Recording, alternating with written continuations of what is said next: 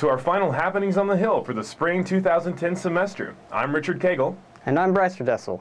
Nearly 400 students will receive their associate's and bachelor degrees at the 90th commencement at Rogers State University. This year's commencement speaker is former Oklahoma Governor George Nye.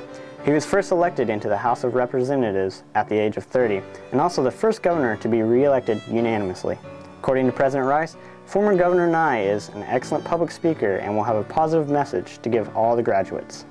Governor Nye has been a friend of mine for over 30 years, and he's a tremendous devoted public servant. He's a tremendously talented public speaker, and we are very honored that he would come and do both commencement exercises for our students.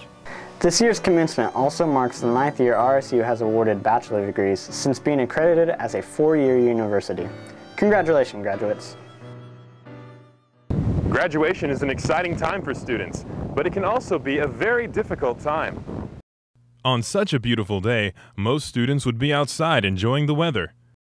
But senior Randy Jones hasn't been acting like most students. You could even say that his behavior has been downright bizarre. From wearing sunglasses indoors, forgetting his own height,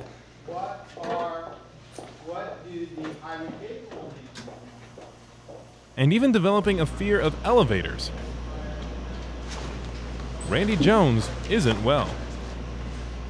Only one thing can be responsible for such behavior: the disease known as senioritis. Director of Student Development Misty Smith is an expert on this rare condition. It is characterized by a crippling disease that affects college seniors. And some of the symptoms are laziness, generally bizarre behavior, and random dance parties. Senioritis is serious business, and there is only one known cure. Well, it is a very dangerous disease that affects many seniors, and there's actually only one proven cure, and that is graduation. So as Randy fades from college, his senioritis should fade also. We all wish him well. Sounds like Randy needs a distraction. Lucky for him, RSU is hosting Art on the Hill. Cody Nix paints us the picture. Artists of all ages gather to showcase their talents at RSU's inaugural Art on the Hill. The initiator of the whole thing was Peggy Rice. Last year she came to me and asked what I thought of this idea, and I thought it was a tremendous idea. Fine Arts Department head Gary Moeller is the co-chair of the event with RSU's First Lady and has high hopes for this event. The significance is that people will look at this place as an art center and really understand that possibility, and this is one of the places they'll come to see art. Art on the Hill highlights works by students of all ages from elementary to high school. To tie the event to RSU's centennial, the official centennial mural will be unveiled. What we're going to show is something 1/12 the size of the actual finished mural. You'll be able to tell more or less what it's going to look like on a small scale. For Happenings on the Hill, I'm Cody Nix. This season's theater production brought in record numbers. According to Rochelle RJ, the community came out in droves to enjoy this Shakespearean classic. This spring's theater performance of A Midsummer Night's Dream was a hit.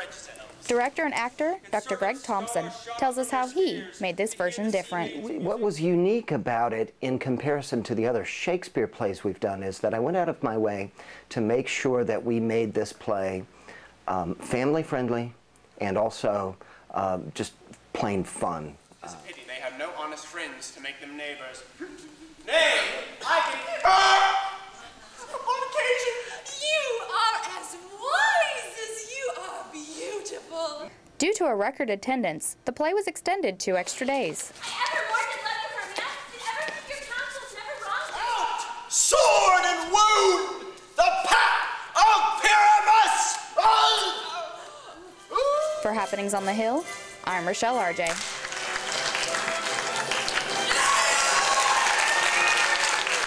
From center stage to center field, Randy Jones gives you your sports update. The Hillcats softball team entered the Board Award tournament with hopes to improve their 23-13 record. They take on Bacone in Game 1, where Shelby Brogdon hits an RBI single in the bottom of the 7th inning to give the Cats a 6-5 victory. Game 2 was a breeze for the Hillcats, stomping Tabor College 11-0. In Game 3, the Hillcats fell short to Evangel College 8-6 with their first loss of the tournament. Ty Coach picks a complete game against Kansas Wesleyan in Game 4 of the tournament, giving the Hillcats a 6-3 victory.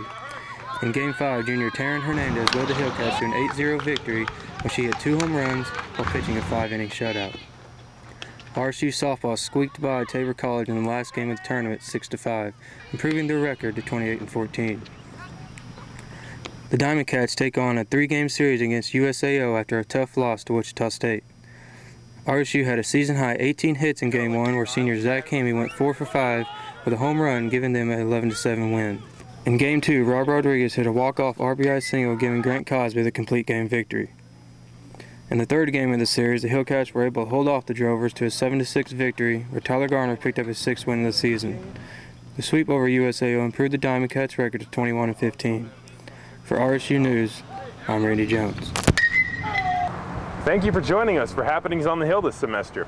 Here's a look at the Ye Olde Renaissance Club prior to one of the theater productions. Now one of the newest clubs on campus. Thanks for watching and have a great summer.